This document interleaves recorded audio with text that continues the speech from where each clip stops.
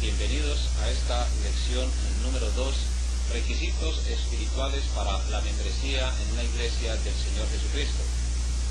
A todos ustedes, hermanos, hermanas que nos acompañan en estos estudios de la palabra de Dios para presentarnos delante del Señor como obreros aprobados, les animamos a continuar enviando cada una de sus respectivas tareas.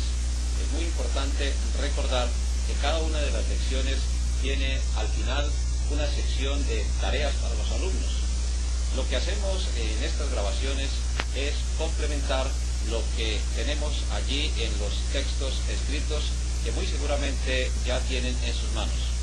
Inicialmente queremos invitarles a que nos acompañen en unos momentos de oración a nuestro amado Señor. Padre nuestro que estás en los cielos, estamos muy agradecidos con esta maravillosa oportunidad que tú nos das de poder escudriñar una vez más como un gran tesoro tu palabra.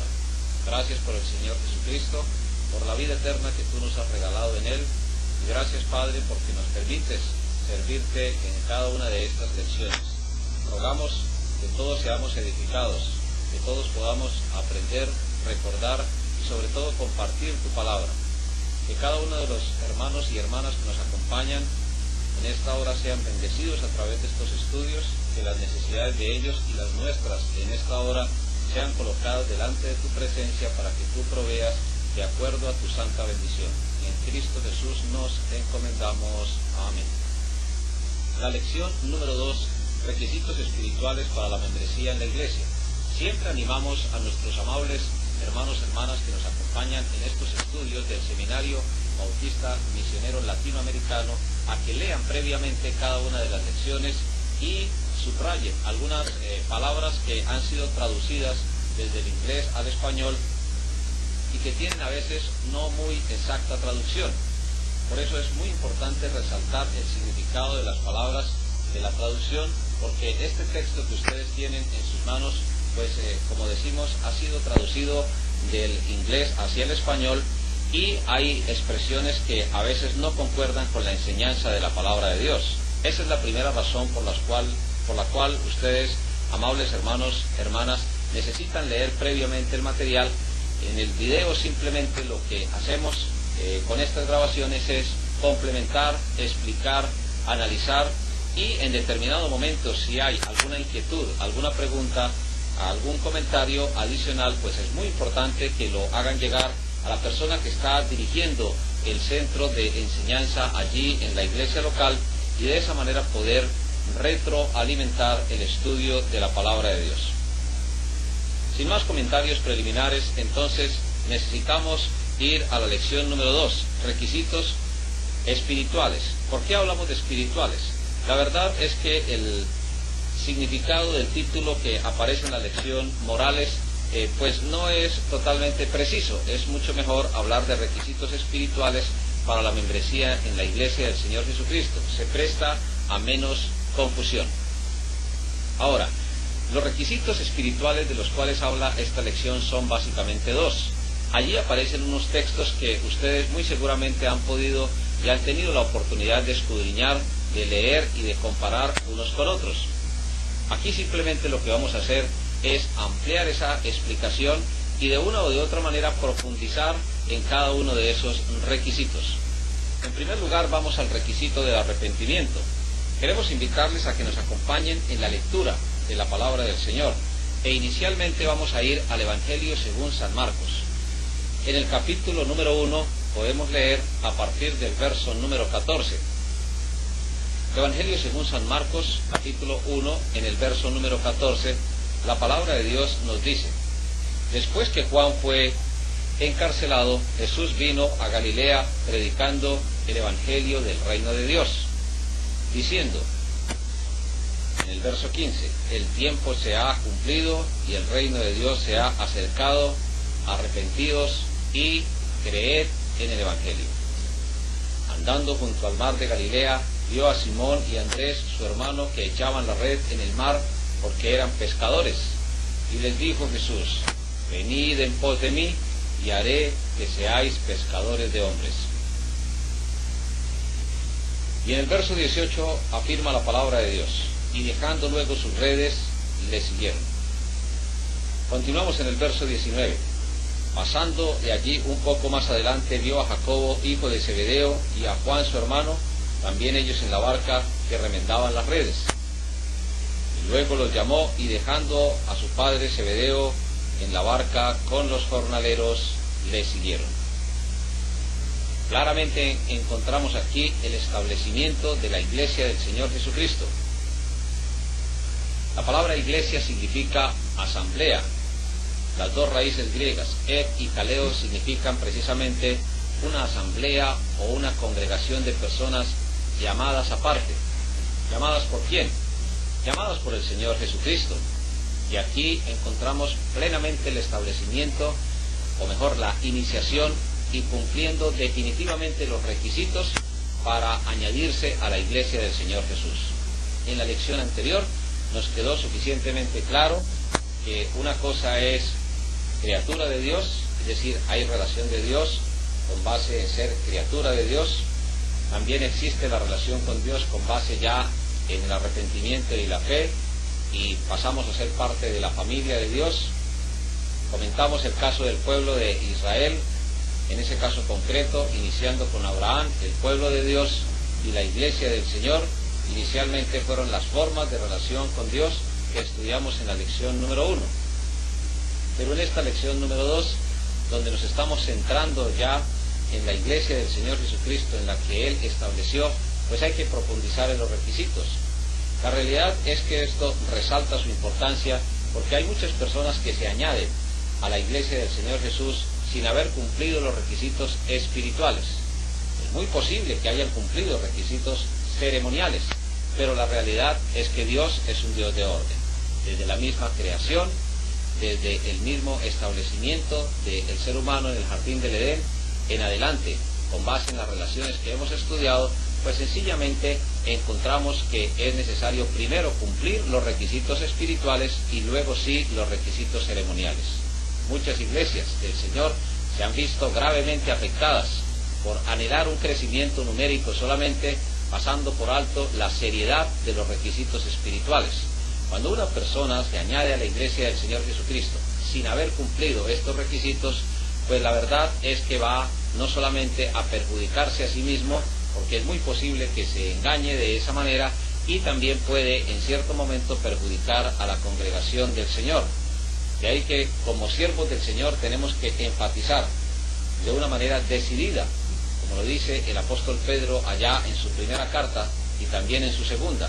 Puede que estemos confirmados ya, pero es necesario puntualizar, enfatizar, recordar e insistir seriamente en los requisitos espirituales para un ser humano cuando la pretensión es añadirse a una iglesia del Señor Jesús. Así, mis amados hermanos y hermanas, con base en esta justificación y mirando el texto inicial de Marcos 1, de los versos 14 hasta el verso número 19, encontramos los primeros miembros de la iglesia del Señor Jesús. Los primeros miembros entonces, Pedro y Andrés, su hermano, o mejor, Simón Pedro y Andrés, su hermano, y Jacobo y Juan. La pregunta pertinente entonces sería, ¿cumplieron ellos los requisitos espirituales para ser miembros de una iglesia del Señor Jesús? Evidentemente sí. Y la respuesta la encontramos aquí, en las mismas palabras del Señor Jesucristo al iniciar su ministerio terrenal. Él está diciendo, el tiempo se ha cumplido, el reino de Dios se ha acercado, y menciona, arrepentíos y creed en el Evangelio. Entonces los dos requisitos espirituales son el arrepentimiento y la fe en el Señor Jesús. Ese arrepentimiento y esa fe en el Señor Jesucristo tienen características que son muy necesarios profundizar en cada una de ellas para no llamarse a errores ni a engaños que, como decíamos anteriormente, pueden en determinado momento perjudicar a la persona y aún a la misma iglesia del Señor Jesús. Entonces, lo que podemos hacer inicialmente es recordar que tanto Pedro como Andrés, hermanos, y Jacobo y Juan ya se habían arrepentido y además ya habían sido bautizados. ¿Por quién? Por Juan el Bautista. Entonces esas personas ya habían cumplido el requisito. El texto que nos prueba a nosotros de que realmente ellos ya habían sido bautizados con el bautismo de Juan o por Juan el Bautista lo encontramos en Hechos de los Apóstoles, cuando se pretende hacer la elección del sucesor de Judas. Allí en Hechos capítulo 1, a partir del verso 21, la iglesia reunida allí y liderada por el apóstol Pedro, afirma el médico Lucas en Hechos capítulo número 1, en el verso número 21. Es necesario pues que de estos hombres que han estado juntos con nosotros todo el tiempo que el Señor Jesús entraba y salía entre nosotros, comenzando desde el bautismo de Juan hasta el día en que de entre nosotros fue recibido arriba, uno se ha hecho testigo con nosotros de su resurrección. Y ahí continúa entonces la narración del médico Lucas en la elección de Matías como sucesor en el oficio de tesorero de Judas, porque hay que recordar que realmente fue el apóstol Pablo quien vino a suplir el ministerio propio del apostolado, ya que él fue el último que vio al Señor Jesucristo resucitado en varias oportunidades, como lo afirma el libro de Hechos de los Apóstoles, y ya lo hemos estudiado con suficiente anterioridad.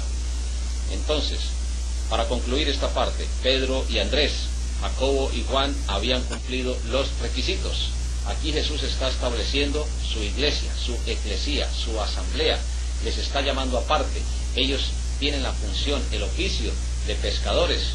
Ya se habían arrepentido de sus pecados, habían creído en el Señor Jesucristo, habían cumplido también el requisito del bautismo por medio de la autoridad que Dios dio directamente a Juan y exclusivamente directamente a él, porque después la daría a la iglesia. Cumplidos estos requisitos, entonces Jesús los llama. Ellos, estas 4 primeras personas que se añadieron a la iglesia del Señor Jesús, cumplieron esos 2 requisitos que vamos a entrar a profundizar en la palabra de Dios. Queremos invitarle nuestros amados hermanos y hermanas, que si hay alguna inquietud o alguna pregunta con relación a los textos que acabamos de mencionar, pues es muy importante que podamos tomar atenta nota de cada una de ellas y registrarlas en la palabra del Señor, y también registrarlas en sus notas y bosquejos para enviar al director de cada uno de los centros de enseñanza. Los textos que es necesario aclarar los encontramos inicialmente, por ejemplo, en el Evangelio según San Lucas, capítulo 3, en el verso número 8. Vamos allí a la palabra de Dios, por favor, y recordemos lo que dice allí el Señor a través de su palabra. Estamos estudiando, recordemos, que el primer requisito para hacerse miembro de una iglesia del Señor Jesús. Pero siempre es importante recalcar que en esta lección número 2 es muy necesario enfatizar en los requisitos espirituales. Lucas capítulo 3, en el verso número 8, dice la palabra de nuestro Señor.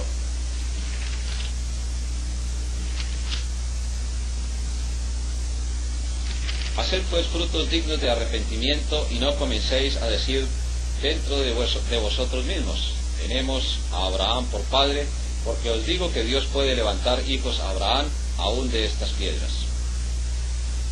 Una de las costumbres inveteradas en el ser humano y permanente es dar más énfasis a lo externo que a lo interno. Muchas personas llegaban a bautizarse, o mejor, llegaban para que Juan el Bautista procediera a efectuar el acto de sumergirlos, pero llegaban sin haber cumplido los requisitos para bautizarse. Muchas personas de ellos eran religiosos consumados, conocían muy bien los 39 libros del Antiguo Testamento, conocían muy bien la promesa del Mesías, enseñaban en algunas ocasiones en el templo. Uno de los claros ejemplos de esta afirmación que estamos haciendo es la del mismo Nicodemo, allá en el Evangelio según San Juan, capítulo 3. Pero Nicodemo no había nacido de nuevo, como el caso que el Señor le menciona allí, o sea, es necesario nacer de nuevo. Aquí lo mismo está sucediendo.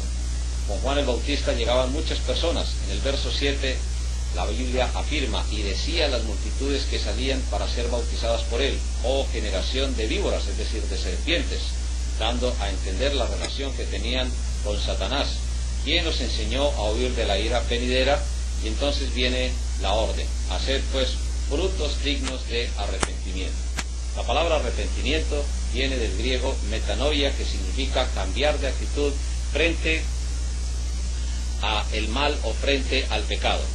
Una persona, por ejemplo, puede tratar de pasar de un cuarto hacia otro y no hacerlo por la puerta de entrada o de salida de esa habitación, sino intentar realizarlo a través de una pared. Pues realmente el cuerpo de la persona tendrá el impedimento, tendrá la barrera física de la pared y se estrellará, como decimos popularmente. Tendrá que arrepentirse entonces y usar la puerta para ir de un cuarto hacia el otro. Eso es lo que significa el arrepentimiento, un cambio de actitud mental frente al pecado.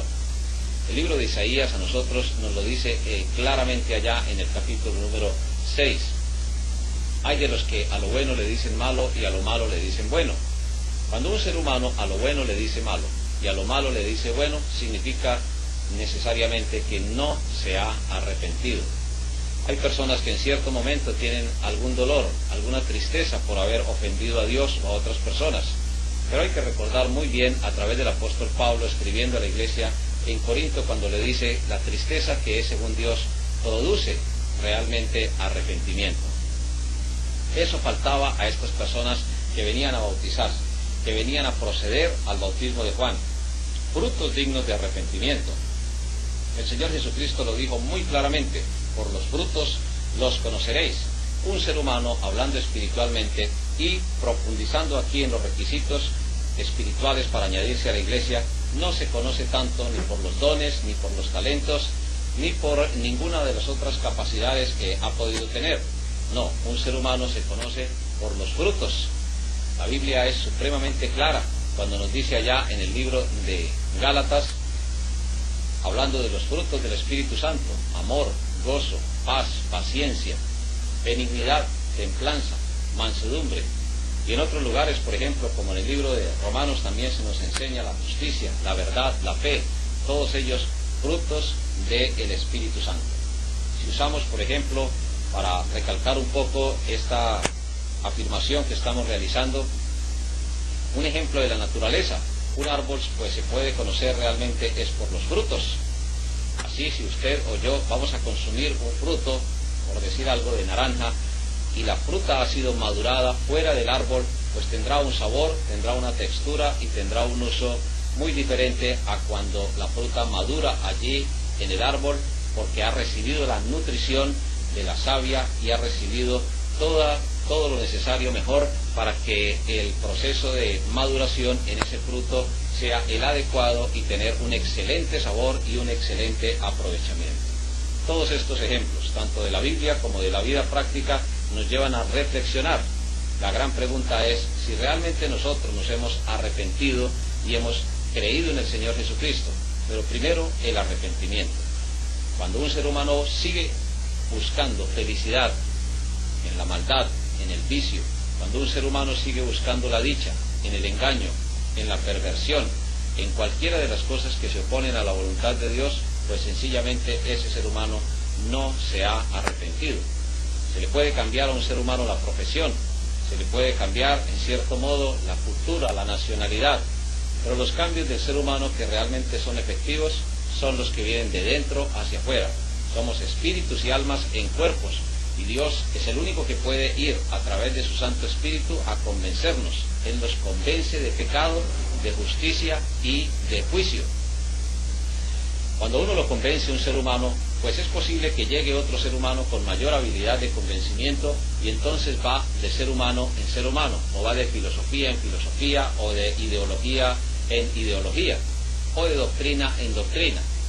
Es muy importante recordar que la Biblia nos enseña que hay doctrina de Dios, hay doctrina de hombres y hay doctrina de demonios, que han sido tema de otras oportunidades, pero que es muy importante resaltar aquí. La doctrina de Dios en cuanto a los requisitos espirituales para hacerse miembro de una verdadera iglesia del Señor Jesucristo empieza por el arrepentimiento. En los textos que ustedes tienen, a veces se relaciona la palabra arrepentimiento con una palabra de otros contextos, como por ejemplo penitencia. Es muy importante resaltar esto porque cuando usted encuentre allí la palabra penitente o penitencia, es mucho mejor usar el texto bíblico, usar la palabra que Dios hace o ha hecho escribir allí, que es arrepentimiento. Esto debe quedar supremamente claro en el corazón de cada uno de nosotros, que tenemos la responsabilidad de compartir la enseñanza de la palabra de Dios. Hermanos y hermanas, necesitamos avanzar y profundizar. Por ejemplo, vamos a ir al libro de Hechos, en el capítulo número 17, en el verso número 30. Hechos 17:30, es esencial mirar lo que dice allí la palabra del Señor, porque es una orden que Dios da. Libro de Hechos de los Apóstoles, en el capítulo número 17, el verso número 30. También fue un libro escrito por el médico Lucas, compañero personal del apóstol Pablo, médico personal, se podría decir médico de cabecera, como afirmamos aquí en América Latina. Hechos capítulo 17, verso 30, el apóstol Pablo, hablando a lo más selecto del pensamiento griego, de la filosofía griega, filosofía que estaba supremamente contaminada por la idolatría. Pablo no empieza a ofender, ni el apóstol empieza a tratar de presumir de la doctrina. Simplemente es usado por el mismo Espíritu de Dios para ir al fondo del asunto. Pero Dios, habiendo pasado por alto los tiempos de esta ignorancia, y sigue afirmando, ahora manda a todos los hombres en todo lugar a que se arrepientan. La realidad es que no se puede cambiar de relación con Dios si no hay arrepentimiento. No se debe añadir una persona a la iglesia del Señor Jesucristo sin que la persona haya afirmado, soy realmente un pecador. Reconozco lo que dice la palabra de Dios allá en el libro de Romanos, en el capítulo número 3, a partir del verso 10. No hay justo ni aun uno, no hay quien entienda, no hay quien busque a Dios. Todos a una se desviaron, se hicieron inútiles. Veneno de áspide, es decir, de serpiente, hay debajo de su lengua. En fin, el texto lo podemos estudiar allá en el libro de Romanos capítulo 3 a partir del verso número 10, terminando en el verso 23, cuando nos afirma realmente la condición espiritual en que hemos nacido todos los seres humanos. Por cuanto todos pecaron, estamos destituidos de la gloria de Dios. Claro, afirmamos estamos porque en esa condición nacimos, pero cuando ya nos arrepentimos y creemos en Jesús, entonces podemos afirmar con toda certeza, estuvimos. Fue una relación ya totalmente pasada, cambiada, eso sí, por la obra del Espíritu Santo en el corazón. Solo Dios puede ir al corazón de un ser humano. Y aquí es muy importante resaltar lo que nos dice la palabra del Señor. La orden que Dios ha entregado a través de su palabra es, ahora manda en todo lugar, aquí en Hechos capítulo 17, en el verso número 30, que se arrepientan. Ningún ser humano, sin importar la condición social, económica, cultural, racial, es una orden para todos los seres humanos. Por eso la reflexión es muy clara. ¿Realmente nos hemos arrepentido de nuestro pecado? ¿Realmente reconocemos que la maldad nos trae desdicha y nos trae infelicidad y que inclusive puede llevar a un ser humano a la condenación eterna? En el caso nuestro es muy claro que es Dios quien nos ha convencido a través de su palabra para proceder al arrepentimiento. Nadie, ningún ser humano está exento de esta obligación. Entonces, con base en estos textos que hemos estudiado, podemos nosotros entender de una manera muy clara y de una manera muy decidida que la orden de Dios, el requisito esencial de Dios para que un ser humano pueda añadirse a la iglesia del Señor Jesucristo, consiste en el arrepentimiento. Eso sí, hay que aclararlo de una manera muy significativa, que es por el trabajo del Espíritu de Dios en la vida de una persona. Esto lo tenemos que corroborar en el Evangelio según San Juan, en el capítulo número 16, a partir del verso número 7, Juan 16, 7. Pero yo os digo la verdad, son palabras del Señor Jesucristo. Os conviene que yo me vaya, porque si no me fuese, el Consolador, refiriéndose al Espíritu Santo, no vendría a vosotros, mas si me fuere, os lo enviaré. Y cuando Él venga, convencerá al mundo de pecado, de justicia y de juicio. Y en el verso 9 viene la enseñanza que lleva necesariamente al arrepentimiento. De pecado, por cuanto no creen en mí.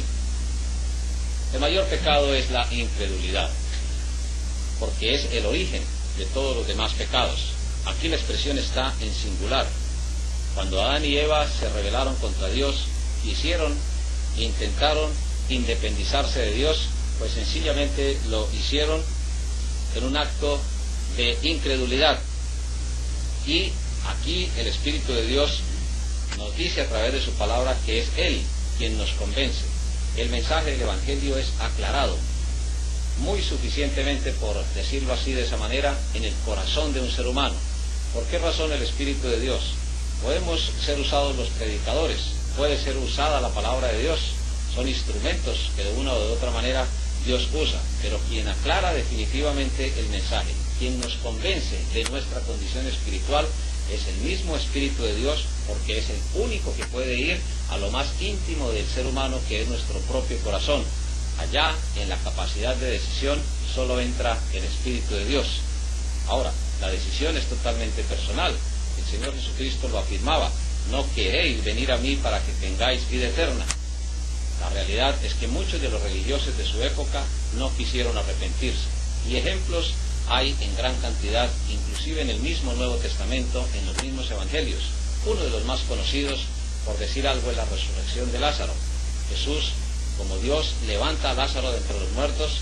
Como hombre lloró frente a la tumba de él, porque hay que recordar que Jesús es totalmente Dios y totalmente hombre. Pero muchas de las personas que estaban alrededor reaccionaron con incredulidad. ¿El Espíritu de Dios estaba trabajando en sus vidas? Evidentemente sí. ¿Pero qué sucedió? Endurecieron su corazón y empezaron a afirmar: hay que quitarle la vida porque realmente no nos conviene. El trabajo del arrepentimiento es un trabajo del Espíritu Santo, sin desconocer que se puede usar su palabra, que Dios puede usar predicadores, que Dios puede usar de una o de otra manera estos instrumentos, pero que es finalmente el Espíritu de Dios quien lleva a un ser humano a reconocer que necesitamos arrepentirnos de nuestros pecados. Y sigue diciendo ahí la palabra de Dios: de justicia por cuanto voy al Padre. Esta expresión es muy importante. Al resucitar, el Señor Jesucristo fue a interceder por nosotros los creyentes. Y Dios, a través de Cristo, nos ve totalmente limpios, nos ha declarado inocentes a pesar de ser culpables. Pero aquellos que no han querido arrepentirse, pues sencillamente los ve en la condición como herederos de Adán, contaminados con una naturaleza pecaminosa, alejados, destituidos, como dice la palabra del Señor, de su propia gloria. De hecho, entonces, estos dos textos, Hechos capítulo 17, verso número 30, Mateo capítulo número 3, verso 2, Lucas capítulo 3, verso 8, y Marcos capítulo 1, verso 15, es el conjunto de textos que complementan los que ya ustedes tienen en sus escritos. En sus escritos, repetimos, hay unos textos que ustedes han repasado ya suficientemente, han debido leer con bastante profundidad, pero estos que traemos complementan y nos ayudan a ampliar los conceptos que traen allí los estudios, eso sí, siempre con base en la palabra de Dios. Cualquier otra inquietud en cuanto a este primer requisito, el arrepentimiento como, valga la redundancia, requisito espiritual para acceder a la membresía del Señor Jesucristo, pues rogamos que nos lo envíen, porque es muy importante sus opiniones, sus preguntas, sus inquietudes, para retroalimentar el proceso de enseñanza. Recordamos que es muy importante, muy valioso que usted responda a cada una de las preguntas que aparecen allí en la sección Tareas para los alumnos, porque refuerzan el conocimiento que usted ha adquirido a través de Dios, de su palabra y de estos materiales audiovisuales. El segundo requisito es la fe, y aquí sí vamos a tener que profundizar de una manera todavía más amplia con relación a las clases de fe que enseña la palabra de Dios. Si hacemos una encuesta en América Latina sobre el número de personas que afirman creer en el Señor Jesucristo, los resultados serían realmente sorprendentes. Es muy posible que más del 90% de las personas lo indiquen con su mano levantada, que creen en el Señor Jesucristo como su verdadero y suficiente Salvador personal. O algunos de ellos simplemente afirman: no puede usted cuestionar que yo sea un hijo de Dios, yo creo en Jesucristo.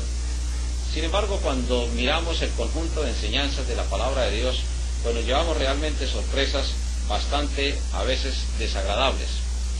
Las clases de fe es lo que corresponde aquí, porque la enseñanza del Señor Jesucristo, arrepentidos y creed, está mencionando dos requisitos. el arrepentimiento lleva necesariamente a una verdadera fe en el Señor Jesucristo. Muchas personas afirman realmente haber creído en el Señor Jesucristo, pero ese realmente es entre comillas, porque no se han arrepentido de sus pecados. Y al no haberse arrepentido de sus pecados, entonces lo que podemos decir es que el tipo de fe que tienen es un tipo de fe que realmente no ha establecido una relación con Dios adecuada como hijos de Dios. Me preguntará usted que con base en qué nos atrevemos a afirmar esto, y tenemos que ir a la palabra de Dios, al libro de Santiago. Allí en el capítulo número 2, en el verso número 19. Libro de Santiago en el Nuevo Testamento, en el capítulo 2, en el verso número 19, encontramos una enseñanza supremamente importante con relación a la fe. Busquemos por favor en nuestras Biblias, libro de Santiago, capítulo número 2, verso número 19. Tú crees que Dios es uno, bien haces, también los demonios creen y tiemblan. La primera clase de fe es solamente intelectual, es una fe mental. Una persona puede llevar, o puede mejor creer que un vehículo lo lleva de algún lugar de la ciudad hacia el centro de su ciudad, lo cree en su mente y lo cree firmemente. Pero esa fe está allí solamente. De hecho, cuando la persona sale, aborda el vehículo y confía en que el conductor le va a llevar desde un extremo de la ciudad hacia el centro de esa misma ciudad, pues es cuando está ejercitando la fe. Lo mismo sucede, guardadas las proporciones, en la vida espiritual. Muchas personas creen en el Señor Jesucristo, pero su fe es solamente intelectual, es una fe mental, es una fe que no ha producido absolutamente nada en sus vidas. ¿Y por qué no ha producido ningún fruto digno del Espíritu Santo? Sencillamente porque la persona no se ha arrepentido. Cuando la persona se arrepiente, entonces deja de tener.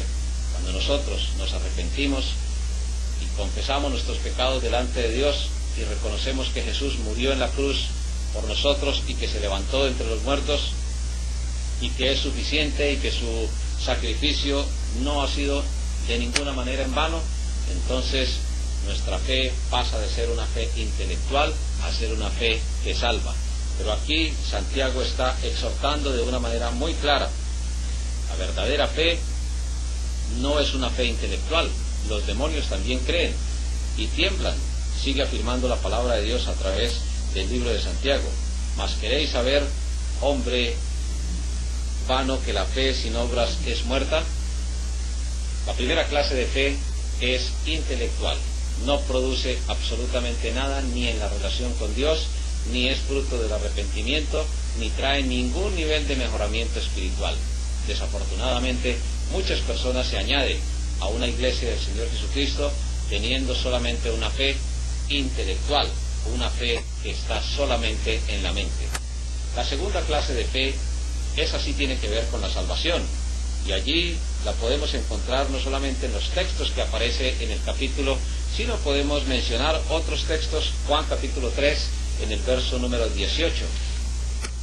En ese texto suficientemente está explicada ya no la fe intelectual, no la fe mental, sino la fe que salva, la fe que es producto del arrepentimiento.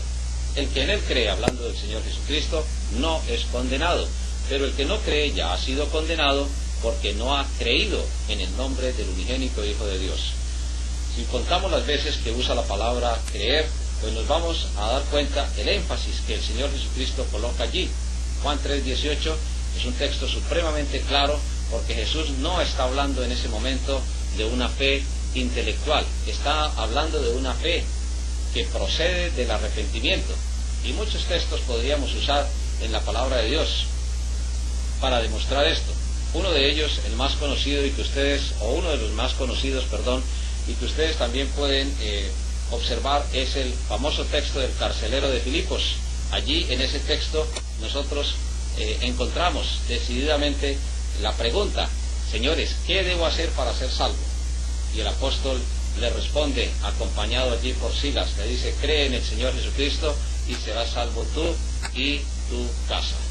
La realidad es que este carcelero ya se había arrepentido y solamente le faltaba acceder a la fe para salvación.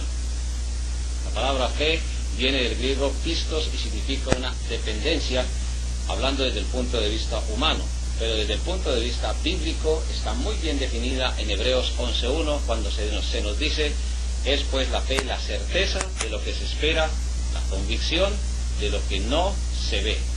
Allí entonces estamos nosotros encontrando una definición mucho más certera de en la palabra de Dios con relación a la fe que salva. Esa es la fe que Dios exige como requisito espiritual para acceder a la membresía en una iglesia del Señor Jesucristo. Seguimos, mis hermanos y mis hermanas, con la tercera clase de fe, Hebreos capítulo 11, verso 6. Esa fe ya es para obediencia. Y en ese texto también podemos corroborar lo que Dios nos enseña en su palabra. Libro de Hebreos, en el capítulo número 11, en el verso número 6. Pero sin fe es imposible agradar a Dios, porque es necesario que el que se acerca a Dios crea que le hay y que es galardonador de los que le buscan. Hermanos y hermanas, esta no es una fe mental, intelectual, tampoco es una fe para salvación, porque ya está hablando de personas que habían sido salvas, por ejemplo el caso de Abel, el caso de Enoc, y aquí está hablando de una fe para obediencia. Muchas veces los creyentes en el Señor Jesucristo tenemos carencia de fe para obedecer al Señor en cuanto a su perfecta voluntad. Y la última clase de fe que menciona la Biblia tiene que ver con el sistema de doctrina. En 2 Timoteo capítulo 4, en el verso número 6, encontramos la cuarta clase de fe. Que no es una fe intelectual, tampoco es una fe para salvación, porque el apóstol Pablo ya había sido salvo, y en el caso de Timoteo también. Y tampoco de obediencia, aunque estaban relacionadas unas con otras. Hace énfasis ahora en el sistema de doctrina. He peleado la buena batalla, he acabado la carrera, he guardado la fe. Ahí la palabra fe tiene que ver con un sistema, con un conjunto de doctrinas que Dios ha enseñado como la sana doctrina, y que en estos últimos o postreros tiempos, que se iniciaron desde la ascensión del Señor Jesucristo y finalizarán cuando Él regrese, pues hay bastante tiempo, dice aquí, en cuando no sufrirán la sana doctrina, sino que tendrán comezón de oír. Ahí está hablando claramente de sana doctrina, y la palabra fe está relacionado con ese conjunto de enseñanzas que Dios ha revelado a través de su palabra, y que hoy estamos llamados a proclamar, a practicar y a llevar al mundo perdido que necesita del Señor Jesucristo. Teniendo ya en mente estos dos conceptos, ampliados con base en la palabra de Dios, pues un líder, un pastor, un misionero, maestro, maestra de escuela dominical, un miembro de una iglesia del Señor Jesucristo, tiene los suficientes elementos para preguntarse y para preguntarnos cada uno de nosotros, a nosotros mismos, valga la redundancia: ¿realmente nos hemos arrepentido? ¿Hemos reconocido que somos pecadores? ¿Hemos creído que Jesús es nuestro verdadero Salvador? Esa es la evaluación que hay que hacer continuamente en una persona que aspira a ser miembro de una iglesia del Señor Jesucristo. Hay una serie de preguntas al final que es muy importante resaltar, y que en el libro de Hebreos, en el capítulo 10, de los versos 23 al 25, complementan la enseñanza de los requisitos espirituales. En ese texto, Hebreos capítulo 10, versos 23 hasta el verso número 25, vamos a encontrar, hermanos y hermanas, la gran motivación para añadirse a una iglesia del Señor Jesucristo. Libro de Hebreos capítulo 10, versos 23 hasta el verso número 25. Mantengamos firmes sin fluctuar la profesión de nuestra esperanza, porque fiel es el que prometió. Y está diciendo: considerémonos unos a otros para estimularnos al amor y a las buenas obras, no dejando de congregarnos, como algunos tienen por costumbre, sino exhortándonos, y tanto más cuanto veis que aquel día se acerca. En la última sección, en la disertación del maestro, hay 3 afirmaciones, razones por las que el cristiano debe unirse a una iglesia, necesidades del creyente que se satisfacen por su asistencia regular, y los efectos en la vida del creyente que no asiste a la iglesia. Esas 3 afirmaciones están muy bien explicadas en estos textos. Un cristiano no puede mantenerse firme sin fluctuar en la profesión, es decir, en la relación con Dios,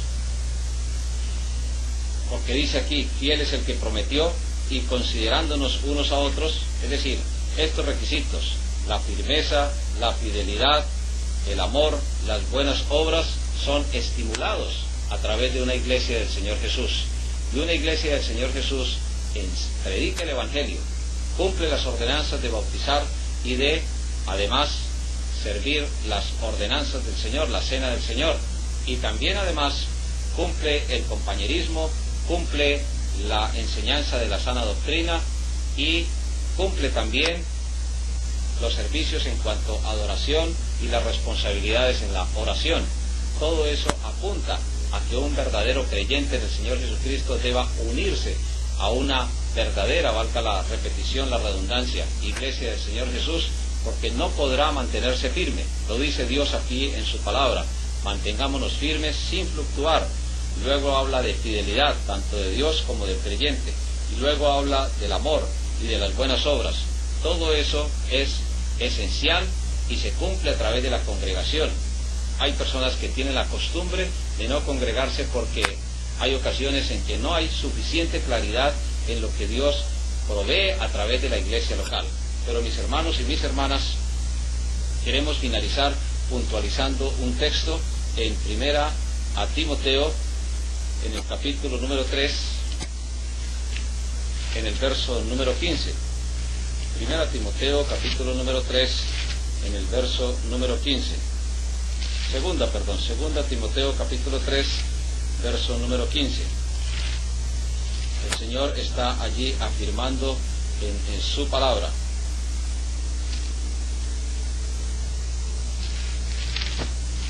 que la iglesia es columna y baluarte de la verdad.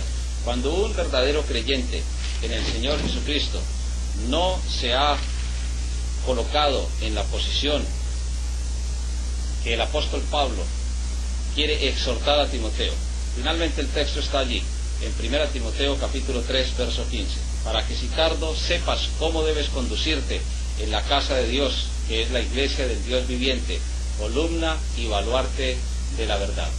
La Biblia nos habla de varias casas. A veces se refiere al planeta como una casa, a veces se refiere a la familia como una casa, pero tenemos no solamente el planeta como casa, tenemos no solamente la familia, el hogar como casa, sino también Dios ha establecido su iglesia para que aprendamos la verdad, para que nos estimulemos al amor, a las buenas obras,